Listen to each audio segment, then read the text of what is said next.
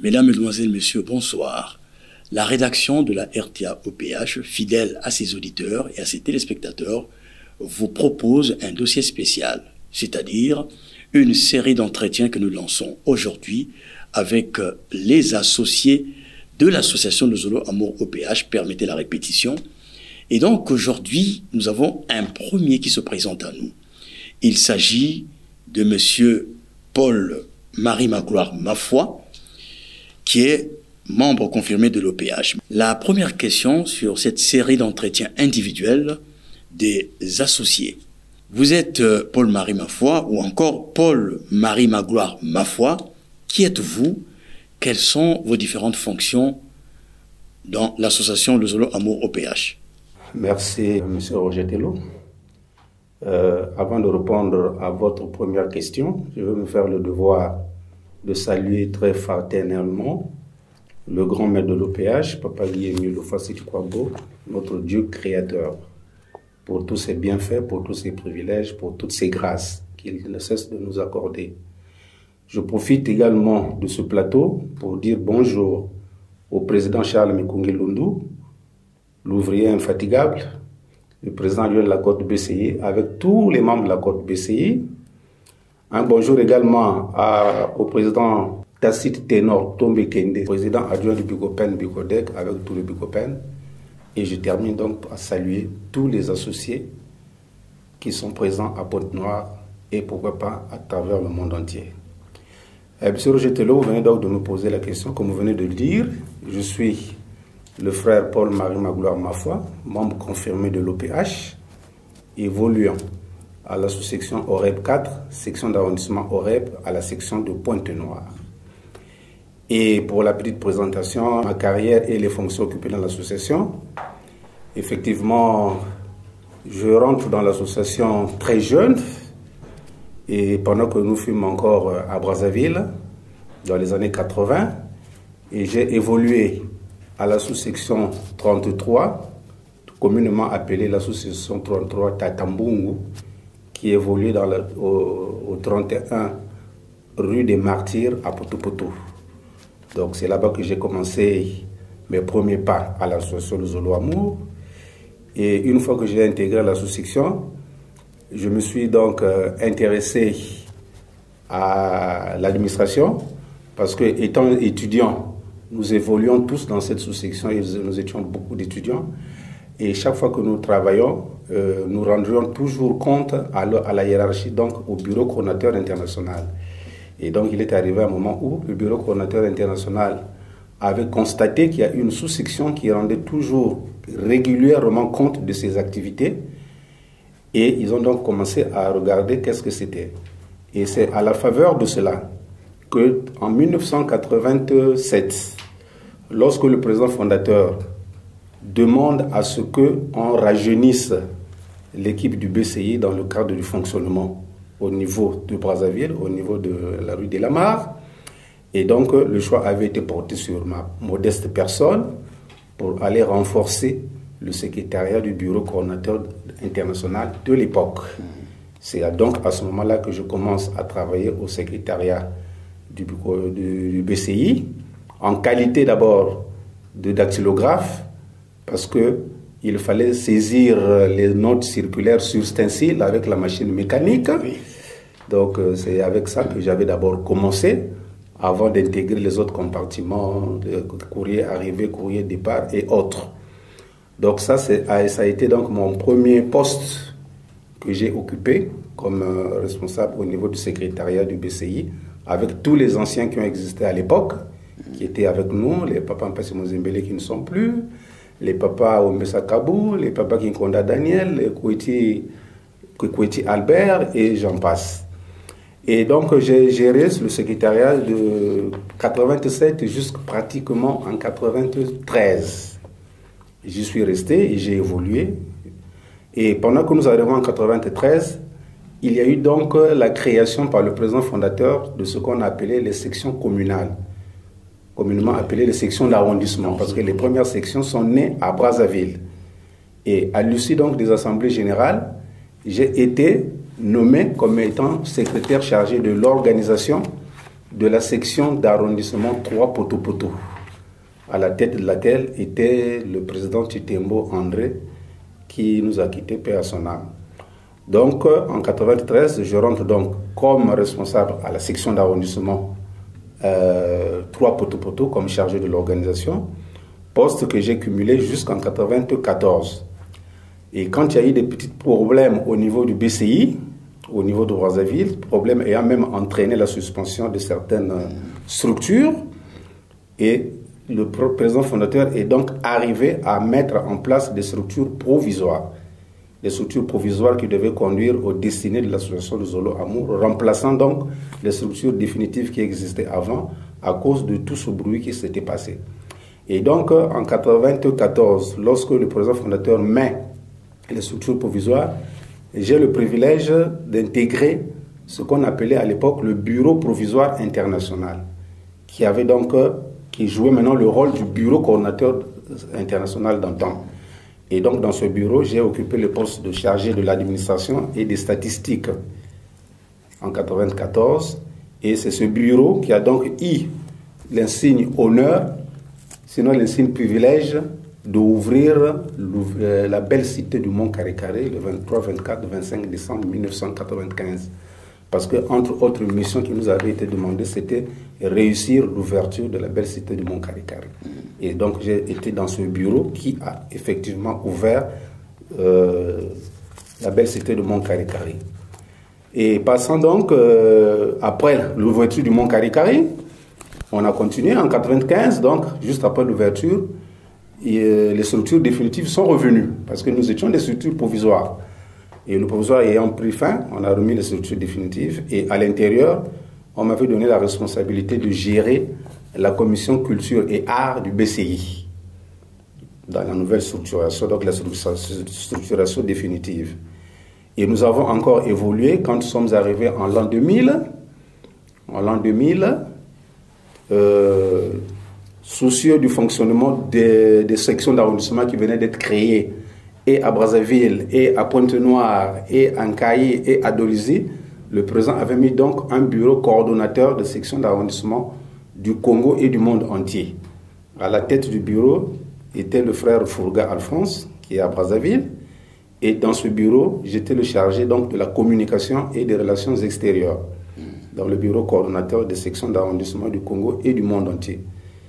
Et c'est donc dans ce bureau que je suis resté jusqu'à aujourd'hui, puisque pour le moment, le bureau a été pratiquement démembré. Il y a eu des départs, il y a eu des décès et tout ce que nous savons. Donc, à la faveur des événements qui se sont passés en 1997 dans notre pays, les événements malheureux que nous connaissons, oui, j'ai donc subi un transfert sur Pointe-Noire.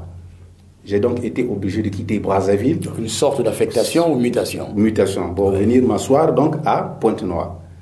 Et c'est donc à partir de 1998 pratiquement que je me suis installé définitivement à Pointe-Noire jusqu'à ce jour. Et étant donc là, j'ai commencé à travailler avec ceux qui me connaissaient déjà, qui m'ont reçu dans Pointe-Noire. Et ce n'est que pratiquement en 2005, 5 ans après, que donc j'ai intégré le secrétariat du Bukopen Bukodek. À l'époque, c'est Papa Tchinona Makoso Christophe qui était encore président adjoint. Le président Charles Mekoungue était le secrétaire à l'organisation.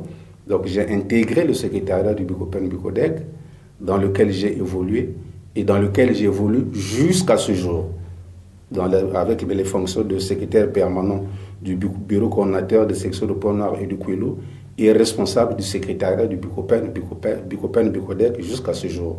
Donc voilà succinctement les quelques fonctions que j'ai occupées et la petite carrière que j'ai menée jusqu'alors dans le cadre de l'association de Zolo Amour. C'est une grande carrière, monsieur Mafoua. Et à vous entendre parler, j'ai bien suivi ce que vous avez dit. Vous êtes un ancien. Vous êtes un doyen dans le milieu. Mais qu'est-ce qui explique votre présence au sein de l'association de Zolo Amour OPH et surtout auprès de Guémy Lofa-Siti-Kouabo? Et dans mes débuts, je suis né d'une famille chrétienne d'abord, d'une famille chrétienne, donc de père et de mère catholique. J'ai commencé mes premiers pas à l'église catholique. En ce temps-là, nous fûmes à Jacob. Actuellement CAI. Actuellement CAI, voilà. C'est là où nous avons donc évolué.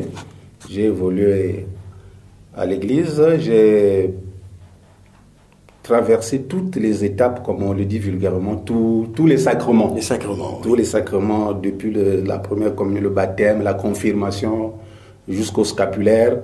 Donc j'ai traversé toute cette partie-là et après je suis arrivé jusqu'à être servant de messe. Ouais. Donc comme on dit vulgairement, enfant de cœur. Je suis arrivé à ce stade et il est arrivé un moment, j'ai donc failli être orienté au séminaire pour une formation. Oui. Oui, à l'époque, j'étais encore très jeune. Donc vous êtes séminariste? Je n'étais pas encore arrivé au séminaire. Ah, d'accord. Donc au moment où je devais aller au séminaire, il y a eu comme une rupture dans ma vie spirituelle. Voilà, tout d'un coup, il y a eu une rupture dans ma vie spirituelle et je n'ai pratiquement plus prié pendant toute une période jusqu'au moment, donc c'est la période où je suis à l'école primaire, au collège. Oui. Donc toute cette partie-là, il y a eu comme un vide et je reprends ma spiritualité lorsque je suis au lycée. Quand je suis au lycée ici, au lycée Karl Marx, c'est à ce moment-là que je commence déjà à entendre parler de Guy-Émile Lufasi-Tukwabo. Ah. Donc il était à Vungu. J'ai dit, ah, ok, donc on va commencer un peu à regarder. J'avais des collègues de classe et tout, on a essayé un peu de regarder au fur et à mesure. Bon, mais qu'est-ce qu'il faut faire? Et donc, plus on évoluait dans la scolarité, plus on évoluait également dans des petits problèmes familiaux, quelque chose et tout. Alors, du coup, il fallait chercher comme à trouver quelque part où il fallait se réfugier. Certains avaient choisi le côté fétiche, le côté ésotérique et tout ça là. Et moi, j'avais dit, je ne choisis que le côté Dieu. Donc là où la cloche sonnera, c'est là où je vais m'agripper. Voilà. Et j'ai traîné un peu quelque part ici à Pointe-Noire jusqu'au moment où je vais à l'université à Brazzaville. C'est à ce moment-là que j'intègre carrément l'association de Zolo Amour. Et précisément en quelle année? En 82. En 82. Et quand je suis rentré donc dans l'association de Zolo Amour, j'ai fait la connaissance de Guy-Émile Lufasi-Tukwabo. De par ses enseignements, j'ai retrouvé la paix qui me manquait pendant plusieurs années et j'avais trouvé qu'il fallait que je m'accroche. Et donc je me suis accroché depuis ces années-là jusqu'à ce jour. Voilà, c'est bien beau, monsieur Mafoua. Vous avez manqué d'aller au séminaire. J'ai dit que vous étiez séminariste, mais vous ne l'étiez pas. Mais votre tempérament prouve que vraiment vous êtes resté dans la prière, vous êtes resté vraiment comme un bon séminariste. Mais vous savez que dans l'ASLA actuellement, il y a un conflit. Il y a un conflit qui prévaut et ça vous concerne également. Mais vous avez choisi un camp. Vous avez choisi le côté des monts Ararat. Alors pourquoi? Merci. Je crois que ce n'est pas un hasard d'être du côté des monts Ararat. Pour preuve, je veux faire un recul dans le passé. Oui. J'ai eu, en tant qu'associé, la chance de travailler pratiquement avec tous les responsables qui sont passés à la tête de l'association. Et vous les connaissez très bien. Et je les connais très bien, ils me connaissent également très bien. Donc, j'ai travaillé avec le premier président fondé de pouvoir qui n'est plus de ce monde, Papa Nkourissa Norbert. J'ai travaillé en 92-13, lorsqu'il s'est agi d'un problème de députation. Il avait donc été destitué de ses fonctions et remplacé par l'ancien vice-président Yulo Antoine, qui avait donc pris les rênes du premier président fondé de pouvoir. J'ai également travaillé avec lui. Et quand nous arrivons en 94, lorsqu'on a mis le bureau provisoire international, j'ai travaillé également avec un chef dont je ne veux pas citer le nom ici compte tenu de certaines raisons. Et en 96, lorsqu'on a changé les structures, on a mis en place un nouveau président adjoint du BCI à la tête de laquelle était le frère Ogouchi Bernardin, résident à Pointe-Noire. Et lui également, j'ai travaillé avec lui ici à Pointe-Noire.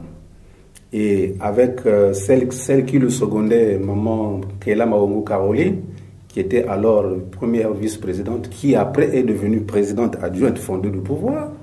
J'ai également travaillé avec tout ce monde-là, et sans compter les dignitaires, mes doyens, qui étaient avec moi au secrétariat du BCI. Donc tout ce parcours a été jonché par beaucoup d'événements qui se sont succédés. Beaucoup de courants qui se sont suivis au cours de toute cette vie spirituelle. Et avoir choisi le mont Ararat, je disais que ce n'est pas un hasard parce que tous les vents qui ont soufflé n'ont pas pu me déraciner. Quand bien même qu'il y avait des promesses alléchantes allant dans le sens de, ben moi, j'avais fixé mon objectif sur Papa Guy Émile Fossey Tukwabo, là où je suis arrivé, pour attendre le salut, mais et non pas pour les hommes. Et du coup, donc, tous ces mouvements sont passés. Je suis toujours resté fixe là où je suis. Beaucoup sont partis, beaucoup sont revenus, beaucoup sont encore partis, mais je suis toujours resté fixe. Voilà pourquoi, quand le mouvement des monts Ararat arrive, enfin les conflits actuels qui créent la séparation, pour moi, ce n'était pas un fait étranger. Déjà habitué à ce genre de choses, je ne pouvais pas paniquer. Je savais de quel côté est-ce que je pouvais partir. Sachant que je ne suis pas venu pour les hommes, je suis venu pour Dieu. Donc voilà ce qui a fait facilement mon adhésion au mont Ararat. Puisque j'y étais déjà, j'y avais déjà adhéré. Donc dès qu'il y a eu le déclic, j'avais déjà compris en mon fort intérieur où était la vérité. Donc je ne pouvais me ranger que du côté du mont Ararat. Et surtout, quand j'ai regardé encore dans la paperasse, je suis allé tomber sur le décret un décret qui m'a vraiment émerveillé, parce que souvent nous lisons ça, mais nous ne lisons pratiquement pas à l'intérieur. Hein. Il n'y a pas une lecture profonde. Profonde, parce que c'est le décret à travers lequel le président de la République reconnaît les églises, les 7 églises qui avaient été reconnues, et les confessions religieuses. À l'intérieur, ce qui a attiré mon attention, c'est un article. Un article, c'est l'article 5. Où il est dit ceci: il ne peut être reconnu qu'une seule secte ou association religieuse pour un même prophète. Alors reprenez pour qu'il y ait une meilleure compréhension. Article 5 du décret, c'est le décret numéro 84/151 du 7 février 1984. À son article 5, il est dit ceci: il ne peut être reconnu qu'une seule secte ou association religieuse pour un même prophète. Les sectes apparentées ne seront pas reconnues. Les sectes apparentées ne seront pas reconnues. Ah, mais c'est ce que nous vivons aujourd'hui. C'est ce que nous vivons, sachant déjà que l'association de Zolo Amour a été reconnue par le 884/83, à la tête de laquelle est Guy Émile Fossey Tukwabo. C'est un point. Tout ce qui vient derrière ne peut plus être reconnu. Le décret existe. C'est pour moi qu'il l'invente. Oui. Il existe bel et bien. Ou nous le lisons, ou nous ne le lisons pas. Et du coup, sachant que le 884 est affilié à Guy Émile Fossey Tukwabo, mon choix a été clair pour rester au mont Ararat. Finalement, dans vos éléments de réponse, nous avons compris que vous êtes consistant, vous êtes un ancien, vous êtes un doyen, vous êtes un archiviste. Vous avez choisi votre camp, sinon votre côté, c'est le côté des monts Ararat. Vous avez vos raisons. Vous avez vu passer tout le monde, vous avez entendu parler tout le monde, vous avez toute la documentation, elle est très riche.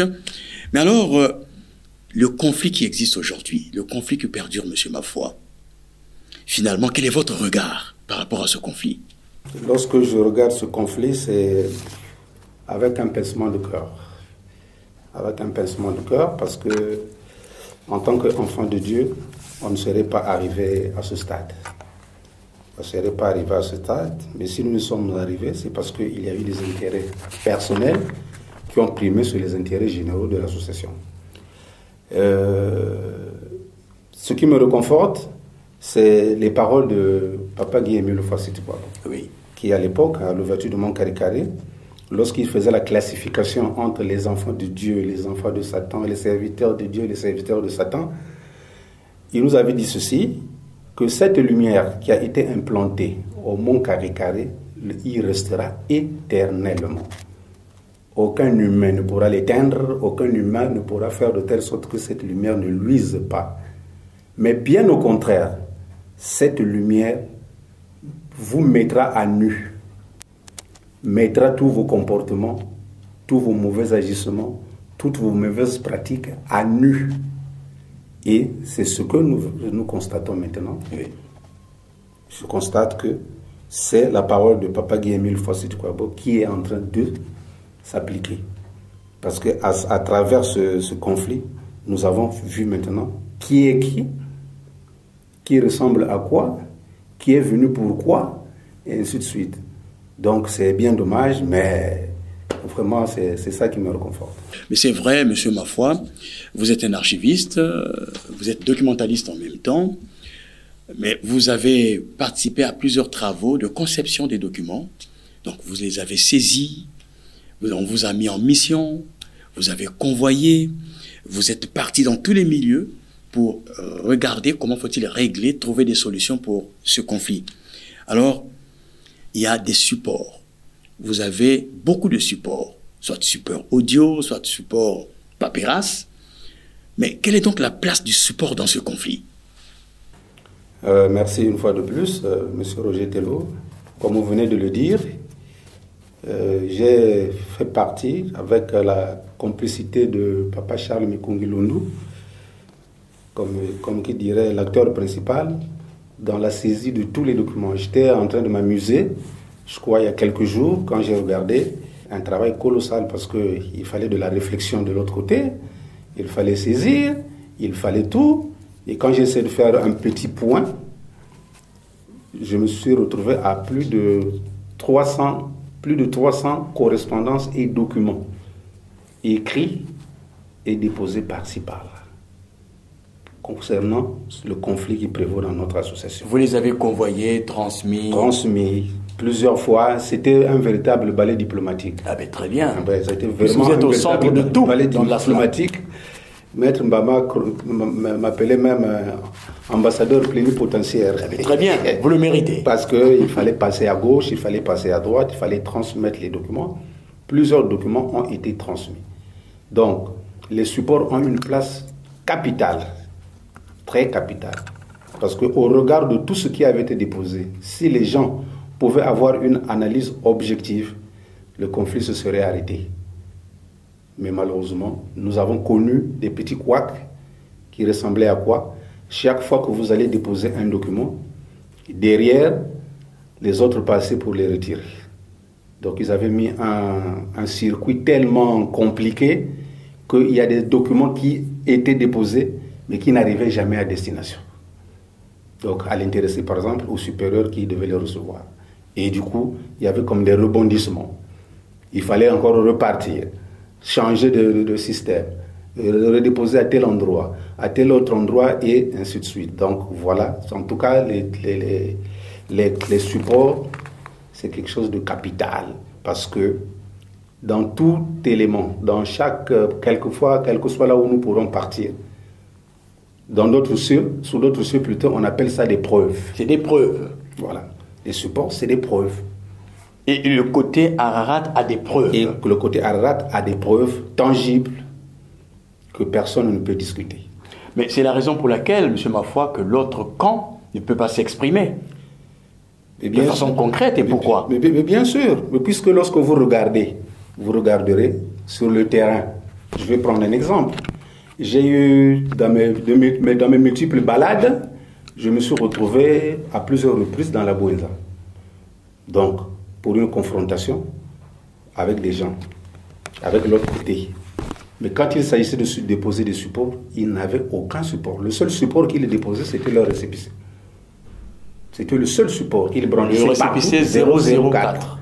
Barre 15. Barre de 2015. Donc, quand on arrivait, quand on dit, bon, mais vous présentez vos documents. Oh non, nous avons le récépissé. Nous, quand on présentait les documents, c'était brochure bien reliée et tout, avec tous les documents à l'appui, avec toutes les preuves à l'appui et tout ça. Et il arrivait des moments où les autorités disaient, oh, mais comment se fait-il que vous nous présentez seulement une seule feuille et les autres nous présentent tout un document? Bon, mais finalement, on ne comprend plus rien. Et ils ont chuté comme ça parce que par manque de preuves, ils n'ont aucune preuve. Ils ne peuvent donc pas s'exprimer de façon concrète. Voilà pourquoi, pour éviter ces chutes-là, ils avaient changé de système. Ils avaient changé de système. Sachant qu'ils n'ont aucune preuve, il fallait donc passer par le trafic d'influence. Il fallait donc passer par la corruption, comme pour arrêter les choses. Donc voilà, c'est ça leur... c'est pour dire que ça c'est leur support, parce qu'ils n'en avaient pas. La chance du côté des monts Ararat, c'est parce qu'il y a un archiviste, un documentaliste que vous êtes. 1982, vous êtes un véritable ancien. Mais, monsieur Mafoua, vous avez été au centre de toutes les actions. Vous avez saisi, donc vous avez les premiers brouillons, les tapuscrits. Vous avez saisi, vous avez mis des plis, donc des enveloppes. Vous avez transmis, vous avez convoyé, vous êtes parti dans beaucoup de bureaux. Mais qu'est-ce qui vous fait mal aujourd'hui par rapport à ce conflit?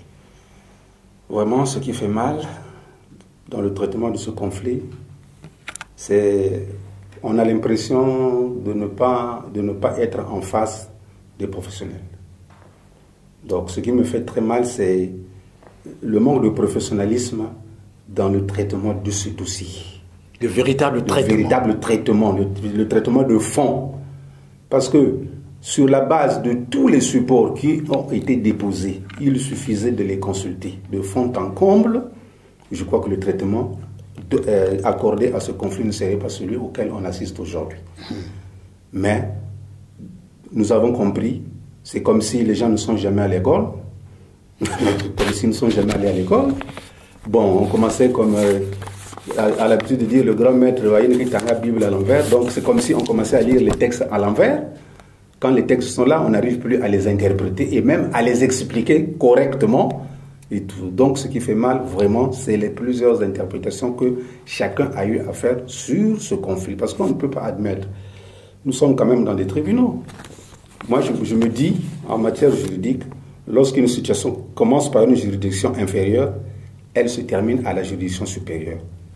Mais curieusement, dans notre affaire, quand ça commence par l'inférieur, ça monte au supérieur. Ça quitte au supérieur, ça revient encore à l'inférieur. Alors donc c'est comme un jeu de ping-pong. Ping-pong. Voilà. Vous montez et pendant que vous voulez monter, vous croyez que vous montez, on vous fait encore redescendre, non, repartez encore là-bas. Ah non, bon, il y a encore une autre situation de l'autre côté et tout ça là. Bon, vraiment c'est comme je vous ai dit, il a manqué de professionnalisme dans le traitement de ce dossier. Pour la simple raison que, au lieu qu'ils fassent prévaloir les valeurs qu'ils ont, tout ce qu'ils ont appris à l'école, ils ont préféré mettre leur savoir à côté pour se contenter peut-être de l'argent, des trafics d'influence, des petites pièces de monnaie qu'on leur donne et tout. Donc, ils ont oublié leur serment. Ils ont carrément oublié leur serment pour traiter de manière impartiale le sujet. Mais il y a beaucoup plus eu de subjectivisme que d'objectivisme dans le traitement du dossier. Mais, monsieur Mafoua, entre parenthèses, la question me vient à l'esprit, entre parenthèses, est-ce qu'en brandissant par exemple ce décret à la justice, on ne pouvait pas arrêter carrément le conflit? Le décret que vous avez lu tout à l'heure là. Mais le brandissant, oui, mais moi je crois que c'est quand même c'est une instance judiciaire. Ils ont bien ce décret, ils le savent. Ils le savent bien. Donc, même si on pouvait le lire, il y a bien des documents que nous leur avons présentés, mais qu'ils ont niés, quand bien même que ça existe. Donc, leur lire le décret, ils vont dire, bon, c'est la monnaie courante, vous pouvez lire, mais dans l'interprétation, c'est nous qui avons la dernière décision. C'est tout. Alors, l'affaire Aslan Justice, le grand animateur de l'autre côté, c'est M. Bikindu Sombolo Jean-Pierre. Alors, M. Bikindu Sombolo Jean-Pierre, monsieur, je vais lire ici, M. Loufoua, je crois Dalvi Loufoua, et autres ont affirmé sur support le fait qui suit, je cite, « Depuis octobre 2008, plus aucun écrit, plus aucun audio, plus aucun élément visuel n'est venu de Guy-Émile Loufoua Siti-Kouabo. » Alors, vous, disposez-vous des documents prétendu signé du président fondateur après cette période d'absence physique? Votre commentaire. Merci. Comme vous venez donc de le dire, effectivement, il a été démontré devant les tribunaux par la partie adverse que depuis 2008, il n'y a plus jamais eu un seul écrit, audio, élément visuel qui est venu de Papa Guy-Émile Loufoua Siti-Kouabo. Ça a été démontré. Et c'est reconnu dans l'association de Zolo Amour au péage. Parce qu'au départ, il faisait miroiter aux frères et sœurs qu'ils continuaient à recevoir des éléments, des directives depuis 2008 jusqu'à ce jour. Directives écrites par téléphone, téléphone, visuel, téléphone, ainsi de suite. Bon, c'est ce qu'ils étaient en train de faire miroiter aux frères et sœurs de l'autre côté. Et quand nous sommes retrouvés donc au tribunal de grande instance de Pointe-Noire, quand on leur a posé la question, c'est à ce sujet-là qu'ils ont donné cette réponse. Que non, depuis 2008, nous n'avons plus jamais reçu un document quelconque en provenance du président fondateur. Et c'est vrai. Et c'est vrai, ça a été dit, ça a été mentionné au niveau du tribunal. Ça existe. Tous ceux qui étaient au tribunal le savent, ils avaient suivi. Et malheureusement, entre 2008 et jusqu'à une certaine période, il y a eu des notes qui ont été signées par le président fondateur. Donc, il fallait se poser la question de savoir de qui émanaient ces notes circulaires. Puisque eux, ils reconnaissent que le président fondateur n'était plus en contact avec eux. Puisqu'il nous l'avait déjà dit, il n'était plus en contact avec tout le monde. Mais eux, ça devenait comme une particularité. Ils étaient donc en contact avec lui, particulièrement. Et donc, il fallait regarder, puisqu'ils ont reconnu qu'après 2008, il n'y avait plus de contact. Mais d'où émanaient donc les notes qui ont été signées après 2008? Alors, il y a la confusion qui a commencé à rentrer. Et quand nous avons fouillé dans nos paperasses, on s'est retrouvé avec tout un lot de notes circulaires. Et la réalité, on la connaîtra peut-être dans la suite, mais il y a eu des notes. J'ai, pour exemple, ici, une note datant du 19 décembre 2010, qui porte le numéro 25. Dans cette note, il est mis en place de la coordination générale des chroniqueurs et de l'information dans la SLA OPH. Elle date du 19 décembre 2010, avec le sceau de Papa Émile. Là, nous sommes en 2010. Nous évoluons. Nous sommes en 2011. J'ai pris juste quelques échantillons. En 2011, il y a une note circulaire 002 qui date du 28 janvier 2011. Ici également, dans cette note, on avait suspendu l'ancien président qui dirigeait la section de Paris, le frère Boutsindi Jean. Oui. Signé aussi avec le sceau de Papa Émile. Nous sommes en 2011. Là, nous sommes en 2011. Nous évoluons.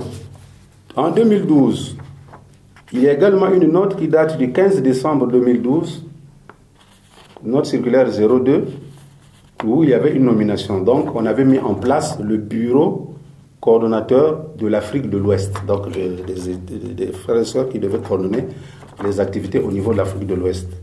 Là également, il y a le sceau du Papa Émile. Là, nous sommes en 2012.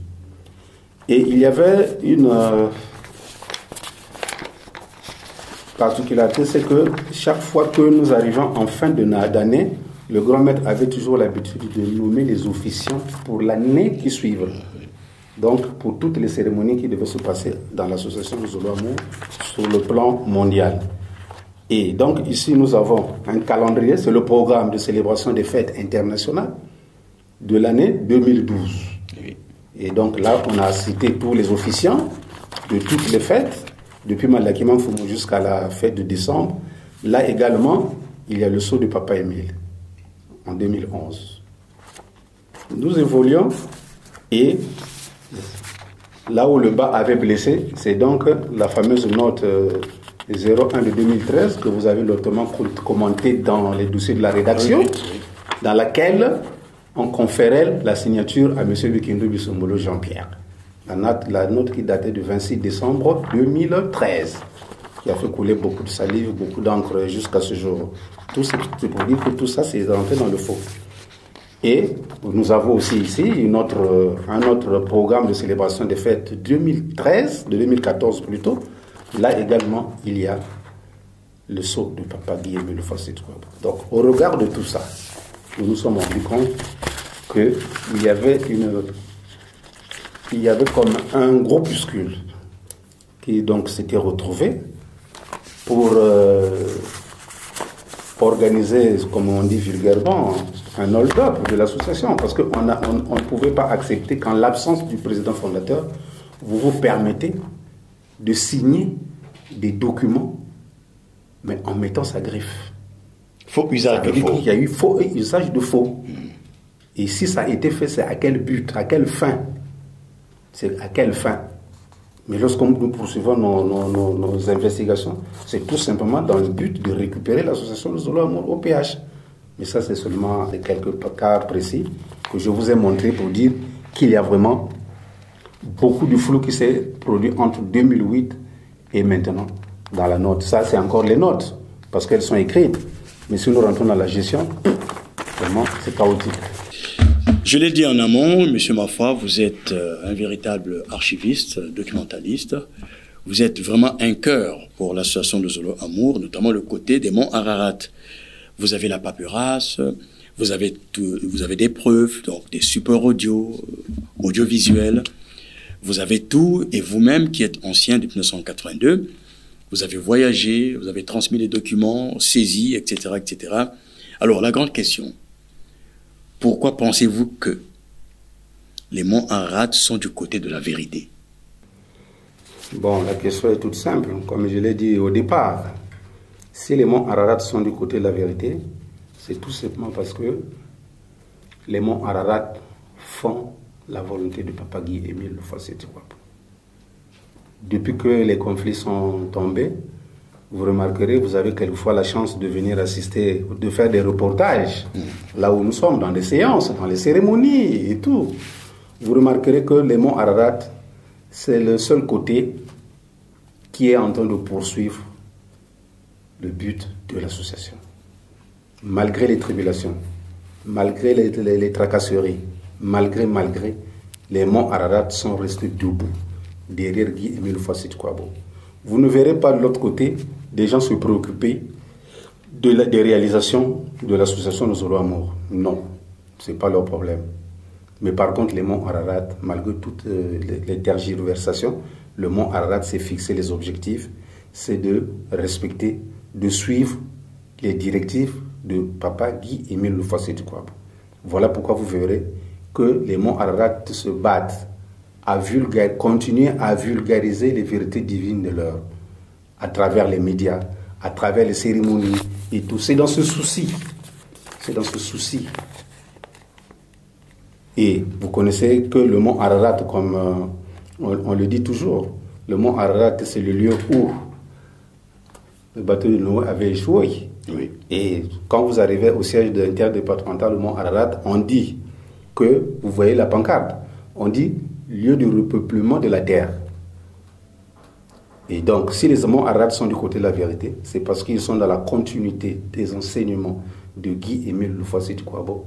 Et c'est dans les monts Ararat que Papa Guy Émile Lufwasi Kwabo est en train de reconstituer son nouveau peuple pour faire avancer son association. Monsieur Paul-Marie Magloire Mafwa, nous avons pris des renseignements qui nous disent que vous êtes un témoin privilégié des grands moments de ce conflit. Vous étiez dans les tribunaux, vous étiez dans les interpellations, et vous étiez notamment sur les lieux, lorsqu'il y a eu le transport sur les lieux organisé par la 3e chambre correctionnelle du tribunal de grande instance de Pointe-Noire. Alors, monsieur Mafwa, selon vous, la vérité dans cette affaire, à cela au PH en justice, est-elle déjà établie ou pas? Pour reprendre d'abord tout coup, je peux déjà vous dire que la vérité avait déjà été établie. Fort établie. Fort établie, avant de vous donner les détails. Mais la vérité avait déjà été établie. Parce que lorsque nous partons à Brazzaville, sur la base du primitif qui avait été fait ici, oui, à la 3e chambre correctionnelle, nous sommes donc partis le 18 février 2020 à Brazzaville. Oui. Et quand on lit, je vais vous lire la première partie pour que vous compreniez pourquoi est-ce que nous étions partis à Brazzaville. On dit ceci: c'était pour élucider la question de la présomption d'absence de Guy Émile Lufwasi Kwabo, lequel est signataire de la note circulaire du 26 décembre 2013 argué de faux, la note que je vous ai brandie. Oui. Auditionner les parties, les témoins, notamment le frère Florence Guy Ruffin, et tout sachant, et procéder à toute constatation utile à la manifestation de la vérité. Voilà l'objet pour lequel nous étions partis à Brazzaville. Et quand on se retrouve donc dans l'enceinte du tribunal d'instance de Bakongo Makelekele, le Guy Florence Lufwa, le fils aîné de Papa Guillemot Fosseti Kouabo est donc passé aux aveux. Et devant le tribunal, devant l'assistance, il a fait ses démonstrations. Ses démonstrations parce qu'il nous a démontré devant le tribunal que après la mort de son père, comme il le confirme lui-même, après la mort de son père, c'est lui qui était en train de signer les notes circulaires en lieu et place de son père. Il a déclaré officiellement. Ouvertement, officiellement. Voilà. Les avocats lui ont même rétorqué, mais il a insisté pour dire que c'est moi qui signais les notes. Et on lui a posé la question de savoir, mais la dernière note de décembre 2013, il dit non. 2013, décembre, ce n'est pas moi qui ai signé parce que je n'étais plus avec eux. Avec eux. Avec eux. Donc il s'était désolidarisé d'eux, compte tenu de beaucoup de raisons qu'il avait évoquées. Donc il quitte le groupe, le fameux groupe, le 5 février 2013. Donc jusqu'au 5 février 2013, de 2008 au 5 février 2013, c'est lui qui signait les notes. Il l'a reconnu, il l'a déclaré. C'est même écrit dans le procès verbal. C'est inscrit dans le procès verbal. Oui. Voilà. Donc, il a établi la vérité. Et depuis ce jour-là, pour moi, les carottes étaient cuites. Terminé. Parce que le château s'était écroulé. Parce que personne de l'autre côté n'avait réagi. Parce que quand il a parlé, il a dit, mais dites-moi, puisqu'ils sont à la salle, s'ils peuvent me contredire, ils sont là, qu'ils me contredisent si ce que je dis est vrai ou faux. Silence de cimetière. Silence de cimetière. Personne n'a répondu.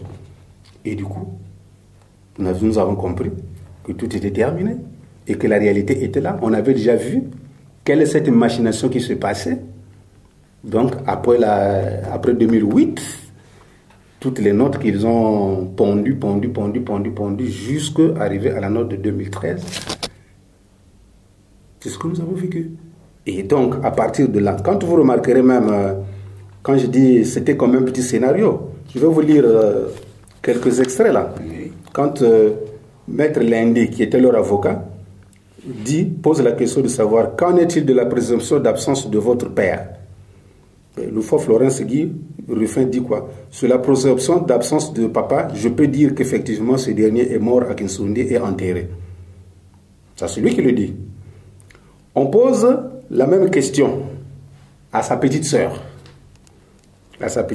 Donc, Loufoua Evelyne Yvette. Elle dit quoi? Notre père Guy-Émile Fosseti Kouabo vit dans son village natal à Kibossi. Il se déplace d'un village à un autre. Bon, voilà deux contradictions flagrantes qui se passent en plein procès. Loufoua Evelyne Yvette a participé aux obsèques de son père, comme le dit, comment tu appelles, Guy Florence. Oui. Guy Florence, il dit quelque part que son père a été enterré en présence de Dalvi Loufoua et de quelques membres de la famille, dont Loufoua Evelyne.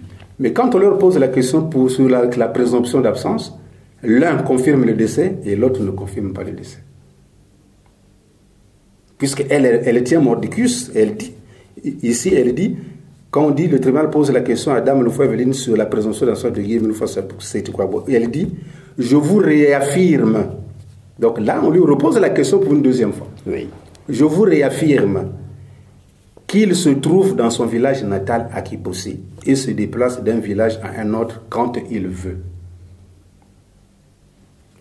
On a installé la contradiction. La contradiction est rentrée. Ça, c'est entre deux enfants biologiques. Alors pour vous, la vérité était établie. Mais la vérité était établie. Nous avons compris. Je me rappelle même, quand nous fûmes au tribunal de Makongo-Makelekele, le président a dit, bon, ça c'est un scénario, Papa Charles, et puis on était obligé d'aller un peu dehors, changer un peu d'air pour ne pas écouter toutes ces niaiseries et tout ça. Donc, la vérité avait bel et bien été établie. Voilà un procès verbal de transport sur les lieux qui a été monté en bonne et due forme. En bonne et due forme par des magistrats. Par des bons magistrats. Mais, contre toute attente, quand nous rentrons, on a balayé ça d'un revers de main. Par la justice? Par la justice, par la même chambre. Pour dire que Bikini Bissombolo était plaidé donc coupable. Alors, à quoi avait donc servi le transport téléphonique? Point d'interrogation. Point d'interrogation. Papa, ma foi, dans ce conflit, je vous entends parler depuis le début de notre entretien que vous êtes un homme à tout faire. Vous étiez, ou vous êtes encore jusqu'aujourd'hui, vivant, vous êtes une pièce maîtresse au sein de l'ASLA OPH depuis 1982, dont vous êtes un ancien. Pour nous, nous croyons, à la presse, nous pointons pas le doigt sur quelqu'un. Mais on vous écoute parler, vous avez de la paperasse, donc des documents, vous avez des archives, des preuves. Nous croyons, je parle au conditionnel, nous croyons que ce conflit ASLA en justice pouvait intéresser l'autre côté et l'ASLA, ou encore avec les associés. Mais pourquoi ce combat, sinon ce conflit est désormais physique entre Jean-Pierre Bissombolo, Bikindu Bissombolo, et Charles Mikungi Lundu? Le conflit, comme on dit vulgairement, le conflit a été déplacé. Bon, quand nous regardons déplacé, oui, mais ça vient de loin. Pour ceux qui connaissent, le président Charles sait, que toutes ces tracasseries ont commencé lorsqu'il a dirigé la fête de décembre 2009. Donc tout commence par là.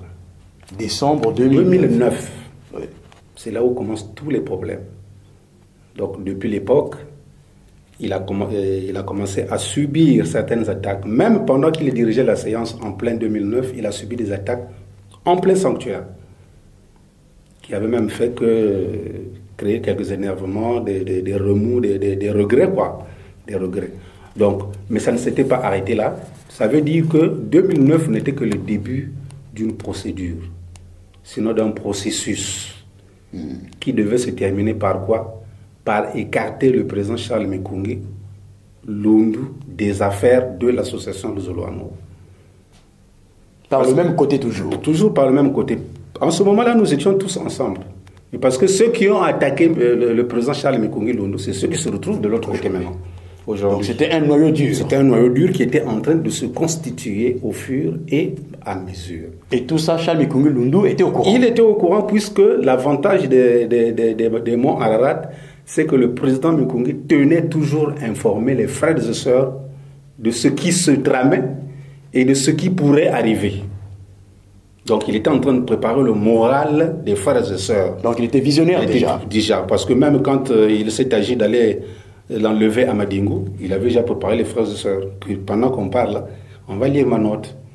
Ah bon? Vous voyez? Donc les frères et sœurs étaient déjà informés. Donc ils le faisaient. Et c'est ce qui fait que chaque fois que le complot était en train de se multiplier, il était en train de grandir, il était en train de prendre des racines. Il faut le dire comme des ça. Ramifications. Des ramifications. Il prenait des ramifications. À chaque fois que nous avions l'occasion de nous retrouver dans les séances au mont Ararat, le président Mikungi ne manquait jamais d'interpeller l'attention des responsables. De tous les responsables, à tous les niveaux, pendant que nous fûmes encore tous ensemble. Et il commençait déjà à dénoncer certaines pratiques en pleine séance, comme pour attirer leur attention, pour leur demander de changer, d'arrêter, de reculer, pour ne pas faire chuter l'association. Donc, plusieurs occasions, il l'a fait, mais quand, vous savez, quand il le disait, ça commençait à choquer certains gens. Oui. Et du coup, le camp des ennemis de Papa Mikungi Lundu Charles commençait à se renflouer. Se renflouer. Et fort de la confiance que Papa Guy Émile Lufasi Kwabo lui a fait, en lui donnant tous les supports, parce que là aussi il faut dire que Papa Guy Émile Lufasi Kwabo est Dieu. Voilà pourquoi il savait qu'un jour à l'autre, voilà ce qui adviendrait dans son association. Il fallait qu'il trouve quelqu'un, un timonier, à qui il devait remettre les rênes pour conduire les destinées de son association pendant cette période de trouble. Alors, comme on dit vulgairement, on ne jette des pierres qu'à un arbre qui porte des fruits, mais pas tous les fruits, les bons fruits, parce qu'un arbre peut porter les fruits, mais si les fruits ne sont pas comestibles, on ne lui jettera jamais des pierres. Donc, qui porte des bons fruits. Donc, si le conflit a été ramené au niveau du président Mikongi Londo Charles, c'est tout simplement parce qu'il a démantelé tout leur réseau. Il a démantelé tout leur réseau. Il a mis par terre tout leur plan machiavélique. Alors, à ce moment-là, il devient qui pour eux? Un élément gênant. Il devient un élément gênant. Ils disent, tant qu'il existe, nous ne pourrons pas évoluer, nous ne pourrons pas avancer. Donc, du coup, aujourd'hui, tout ce qu'ils ont voulu faire, le hold-up de l'association, la gestion de l'association, tout ce qu'ils ont, là où ils ont voulu traîner l'association, ils ont trouvé comme un blocus. Mais le blocus, c'est Papa Mikongi Londo Charles, parce que lui, il est resté dans la peau de Papa Guillemé Lufasset Kwabo. Et dans les directives et instructions du Papa Guillemé Lufasset Kwabo, il ne sort pas de là. Il ne sort pas de là. Voilà pourquoi il a dit, malgré tout, nous continuons à suivre ce que Papa Guillemé nous a dit. Donc voilà pourquoi aujourd'hui, ils sont obligés de faire tout, de prendre tous les moyens pour le faire disparaître. Mais malgré tous les efforts fournis, ils savent là où ils sont. Donc voilà pourquoi, donc comme j'ai dit pour clore, cette question c'est pour dire, pour eux, Charles Mikongi Londo est un élément gênant pour la réalisation de tous leurs projets. Mais une question, c'est une parenthèse, on va continuer tout à l'heure. Alors, Monsieur Mafoua, c'est vrai que désormais le conflit est physique entre Mikongi Londo et Bissombolo, Bikindu Bissombolo Jean-Pierre. Est-ce qu'il n'y avait pas une tentative de réconciliation? Bon, tentative de réconciliation, oui, les gens en parlent. Mais se réconcilier, il faut se réconcilier avec qui et pourquoi? Ah oui. Et pourquoi? Parce que dans la procédure de réconciliation, il nous est dit, pour se réconcilier, il faut d'abord que tu reconnaisses la faute que tu as commise, que tu ailles voir l'autre, que vous vous accordez, vous vous demandez mutuellement pardon, et après, ne plus revenir sur la faute commise. Effacer tout. Mais la réconciliation va se faire sur quelle base? Tellement que nous avons mis à nu notre association. Si nous avions été plus avertis, plus éclairés, nous ne serions pas arrivés là. Mais nous avions commis la faute. C'est comme si on est arrivé quelque part où la maison est construite, on dit bon, on casse la maison et puis on pourra la reconstruire. Mais construire une maison, il est plus facile que de la reconstruire. C'est plus facile de construire une maison que de la détruire et la reconstruire. Mais au niveau de la presse, nous nous sommes indignés. On dit, est-ce que les problèmes de Dieu, c'est aller à la justice? Oui, mais ça, c'est parce que nous ne sommes pas restés dans l'enseignement. C'est-à-dire, qu'est-ce que nous avons démontré là? L'association Zolo Amour, je peux prendre, c'est comme si, à l'image d'une salle de classe. Donc nous tous, nous étions les élèves dans une même classe, avec un seul professeur, qui est Guy Émile Lufasset Kwabo. Et le professeur nous a dispensé tous les enseignements possibles. Tous les enseignements possibles. Au sortir de la salle, il y a eu peut-être des évaluations ou des examens. Il y a de ceux qui ont compris, il y a de ceux qui n'ont rien compris, il y a de ceux qui... ainsi de suite. Donc, voilà là où nous sommes. Maintenant, qui a retenu quoi de Guy Émile Lufasset Kwabo pendant que nous étions dans la salle? Pendant qu'il était en train de nous dispenser les cours. Parce que si nous tous, nous avions compris le vœu du Papa Émile, il a toujours dit, mais c'est le monde qui doit venir régler les problèmes dans la spiritualité. Mais ce n'est pas le spirituel qui doit aller chercher la solution de son problème chez les monnaies, comme on dit vulgairement. Ça ne marche pas. La solution se trouvait à l'intérieur. La solution se trouvait à l'intérieur. Il suffisait de s'asseoir. Comme disait Papa Charles, il avait tendu la perche plusieurs fois. Venez qu'on s'asseye pendant que le conflit est encore au début. Pour qu'on regarde, qu'on accorde les violons et qu'on reparte sur la nouvelle base. Non. Chacun a tiré la natte de son côté, le fil de son côté, et on est arrivé là. Sinon, dans la logique des choses, dans nos textes, il n'est pas établi que nous devions aller porter plainte au tribunal pour le règlement d'un quelconque litige.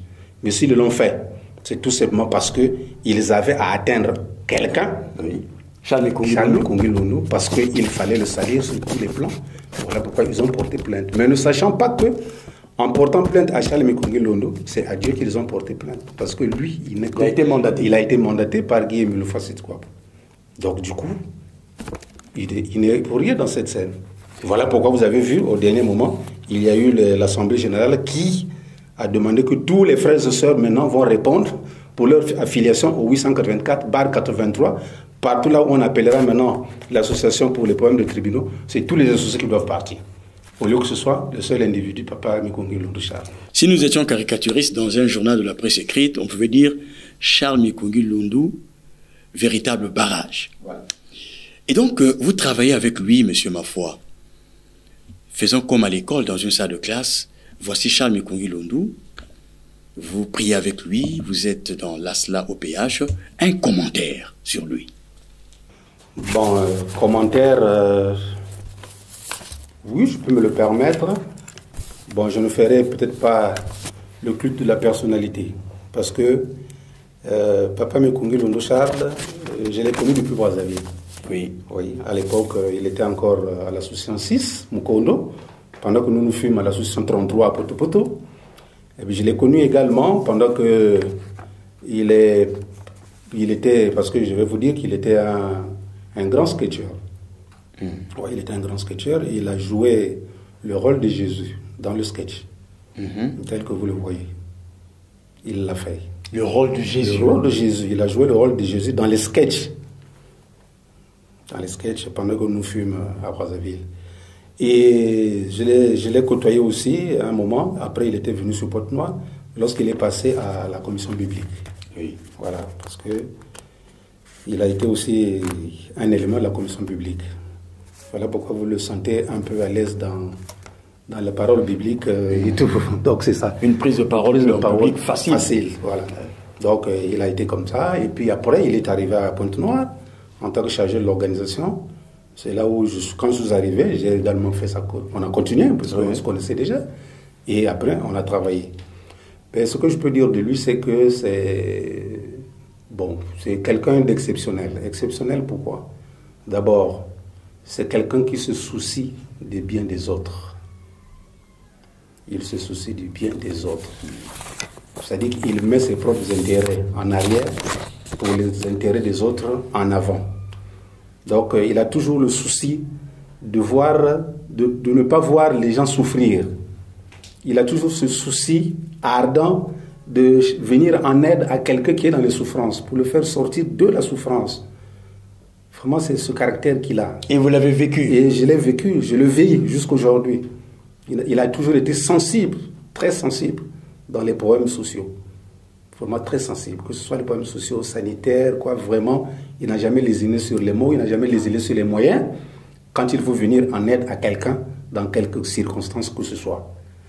Et Charles Mikongi Lundu, c'est un responsable d'une carrure exceptionnelle. Parce que, en tant que responsable, il a un degré d'écoute. Il a un degré d'écoute. Et c'est un meneur d'hommes. C'est un meneur d'hommes. Je crois qu'il le doit peut-être par rapport à sa formation. Oui. Mais c'est un meneur d'hommes. C'est un rassembleur. C'est un rassembleur. Donc, c'est vraiment quelqu'un de spécial. Moi, je travaille avec lui, je continue à travailler avec lui. Je me sens à l'aise quand je suis avec lui, parce qu'avec lui, j'ai aussi appris la rigueur, la rapidité, parce que quand il y a un travail à faire, quand il dit c'est à telle heure, c'est à telle heure. La ponctualité, parce que lui-même déjà c'est quelqu'un de ponctuel. Alors si tu travailles avec lui et que tu n'es pas ponctuel, ça ne pourra pas marcher. Quand tu travailles avec lui, quand il te donne les travaux dans les délais, si tu ne les respectes pas, tu ne seras plus jamais son ami. Donc la rigueur dans le travail, et tout ça, donc c'est tout ça qui le caractérise. Le secret aussi. Le secret, surtout le secret. Surtout le secret, parce que le président se rappellera de beaucoup de choses que nous avons vécues, que même personnellement, que moi j'ai vécu. Et il y a encore des documents qui nous parvenaient, lui et moi, mais en secret. Oui. Et que nous gardons encore jusqu'aujourd'hui. Et si j'ai commencé à les sortir, c'est lorsque lui, il a commencé à me dire, Papa Mafoua, sors maintenant tel document. On peut le mettre à la disposition du peuple de Dieu. Sors maintenant tel document, on peut le mettre maintenant à la disposition du public. Mais sinon, c'est dans toute la discrétion. C'est dans toute la discrétion moi, dans mon passage, j'ai eu aussi ce petit privilège, c'est que dans mon passage universitaire, j'ai appris aussi ça quelque part. Oui. Et donc, quand je m'accroche avec lui, je suis très à l'aise. Donc, je peux dire qu'avec le président Charles Mekongi Londou, c'est un responsable avec lequel je travaille dans la quiétude, dans la paix, dans la tranquillité, vraiment sans problème. Ce n'est pas un culte de la personnalité, mais c'est M. Mafoua qui parle, il fait parler son cœur. M. Mafoua, et pour terminer, je crois que je vais orienter un tout petit peu la manière dont vous allez chuter. Je vais vous aider. Vous avez beaucoup parlé, vous avez dit, vous avez tout dit, mais vous n'avez pas aussi tout dit. On a parlé avec vous dans cet entretien. Si on peut prendre 3 démarches, qu'est-ce qu'on peut retenir de ce conflit au niveau de la justice? Qu'est-ce que vous pouvez dire aux lusolofiés, pour ne pas dire aux associés? Et vous-même, en tant que Mafoua, vous êtes membre confirmé de l'OPH. Qu'est-ce qu'on peut retenir de vous? Merci. Donc, pour conclure, je dirais d'abord ceci. À l'endroit de la justice, c'est le conflit, malheureusement, le conflit de Zolo est venu comme mettre à nu certaines insuffisances de notre appareil judiciaire, ce qui n'est pas normal. Parce que si le dossier avait été traité normalement, on n'aurait pas connu tous ces déboires que nous sommes en train de décrire. Vous venez de faire un dossier de la rédaction, à peine. Oui. Et les éléments passent. Regardez ce qui se passe. Mais comme vous avez fait passer des éléments de celui du frère qui parlait, qui vociférait et tout, mais comme il y a l'impunité, la personne n'est pas inquiétée. La personne n'est pas inquiétée pour avoir proféré des menaces, même de mort et tout. Donc c'est de dire à ceux de la justice que le dossier étant là, comme nous avons dit, c'est Dieu lui-même qui gère, mais qui le regarde en toute objectivité. Lire le droit. Qu'il lise pleinement le droit pour le règlement de ce conflit. Parce qu'au stade là où nous sommes, ils ont par devers eux tous les supports. Ils ont par devers eux tous les supports. Et la partie adverse ne nous démontrera pas le contraire jusqu'aujourd'hui. Aujourd'hui, nous allons de report en report. Pour les procédures, c'est parce qu'ils n'arrivent pas à présenter des supports. Si nous avons déjà passé 5 ans et demi dans ce conflit, depuis 2016, depuis mai 2016, et pendant tout ce parcours, partout là où ils ont été appelés, ils n'ont présenté aucun support, ce n'est pas 5 ans après qu'ils viendront présenter des supports. Ça n'existera nulle part. Qu'ils s'asseyent, qu'ils lisent le droit et qu'ils décident en toute souveraineté. Comme ça, ça va aider les associés, toute l'association. Ça aidera aussi nos juridictions.